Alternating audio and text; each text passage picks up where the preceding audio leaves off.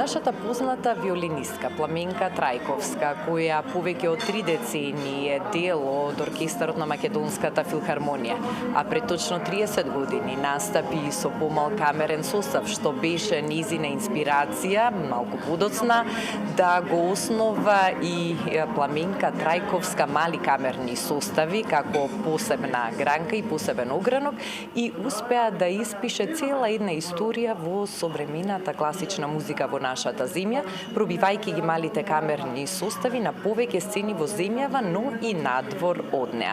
Тие одамна со гудачкиот квартет настапија во Софија, соседна Бугарија, како дел во рамки на проектот Балканско патување.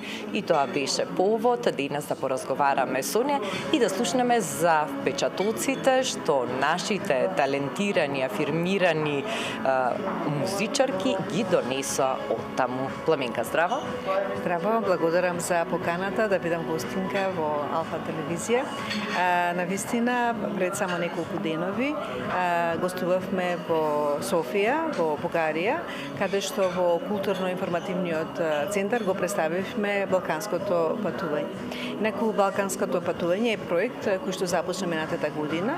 Најнапред имавме концерт во рамките на Илинденските денови во Битова, потоа се представивме во рамките на есенските музички свечености во Скопје и еве сега Балканското патување го носиме надвор од нашата земја во Софија, во културно-информативниот центар, каде што со поддршка Министерството за култура го реализиравме концертот. Навистина морам да кажам дека прекрасно си поминавме. Самиот предизвик Балканското патување да го изнесеме надвор од Македонија беше за нас едно големо очекување да видиме како бугарската публика ќе ги восприема сите наши нови композиции кои што се создадени на балкански заеднички музички елементи, како што се заеднички мелодиски линии, заеднички хармонии, заеднички ритмички форми, така што верувајте дека до крајот на концертот, бидејќи тоа е мал простор, имавме 50 луѓе публика, кои што навистина го доживеа концертот како свој, како близок, сметајќи го дека во тој концерт имало многу бугарски елементи, но всушност имаше вистински многу балкански елементи кои што се заеднички за целиот овој регион. А тоа што посебно сакам да истакнам, дека има нашата амбасадорка во Софија, беше присутна на нашиот концерт, таа имаше пригодно обраќање.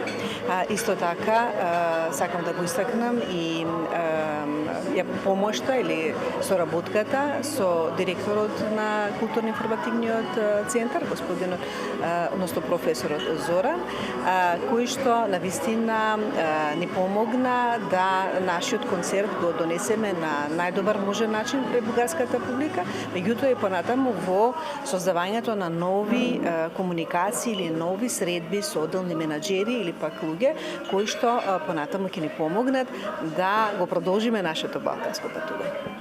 Интересно е тоа што не само што наидовте на одличен прием од публиката и успеавте веднаш да ги добиете нивните симпатии со начинот на вашата интерпретација и со самата музика која што ја презентиравте, па веднаш стасе и уште една нова покана за повторно да ја посетите Бугарија и да настапите таму. Токму така. Значи добивме нова покана да се представиме на меѓународниот фестивал во Созопол, каде што ќе имаме еден многу интересен концерт во античкиот театар во Созопол, што за нас представува буквално комплимент дека навистина сме успеале во намерата да се доближиме до бугарската публика. Што после настапите во Бугарија? Практично настапот во Софија беше и прв чекор да го пренесете ова балканско патување и во соседниве балкански земји.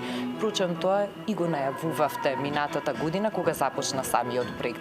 Какви се плановите за понатаму на гудачкиот квартет, односно во кои се земји публиката ќе може да се запозна и да ужива со ова балканско патување? Во декември месец со Годачкиот квартет сите 14 композиции од проектот Балканско патување ги снимавме во студиото Подрумот со тонецот Ангел Кјосев. Целиот тој материјал деновиве е веќе готов и тоа што следно ќе го работиме е да создадеме видеоклипови за секој од композициите. Потоа ќе следи создавање на презентацијска веб страница и целиот албум ќе биде распространет на сите онлайн музички мрежи, практично во светски рамки. Во меѓувреме подготвуваме средби со одделните амбасади овде кои што се кај нас и ги детектираме сите културни точки на балканските простори кои што би биле заинтересирани за балканското патување да биде представено кај нив. Навистина имаме многу голем интерес и верувате дека наскоро повторно ќе ве информираме за некоја нова точка на балканското патување. Нас ни е секогаш големо задоволство да ги следиме активностите на Пламенка Трајковска, малите камерни сустави, а во склоп на истите секако и овие настапи на Годачкиот квартет во рамки на балканското патување, кое без сомнение ќе расшири една убава позитивна енергија секаде каде што ќе имате можност да настапите и токму затоа ќе посакам овој проект да трае многу долго и да посетите многу земји со проектот Балканско патување. Практично балканското патување е токму тоа создавање на културни мостови на секаде низ Балканот и верувате дека ќе си останеме на нашата цел и на нашата мисија токму тоа да го сториме. Благодарам. Благодарам за гостувањето.